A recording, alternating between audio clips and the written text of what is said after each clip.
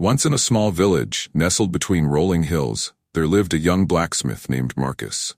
He was known for his exceptional skills in crafting beautiful swords, but what set him apart was his unwavering calmness in the face of adversity. One day, a terrible storm swept through the village, causing widespread destruction. Many villagers panicked, fearing the worst. Homes were damaged, crops were ruined, and the local market was destroyed. While others lamented their losses, Marcus remained focused. He understood that external events were beyond his control, but his response to them was entirely up to him. As the sun broke through the clouds the next day, Marcus set out to help his neighbors. He approached an elderly woman whose roof had caved in. Instead of expressing despair, he encouraged her to find comfort in what she could salvage. "We can rebuild," he said, his voice steady. "What we lose can be replaced, but our spirit remains unbroken." Inspired by his words, the villagers began to gather. They formed teams to clear debris and share resources.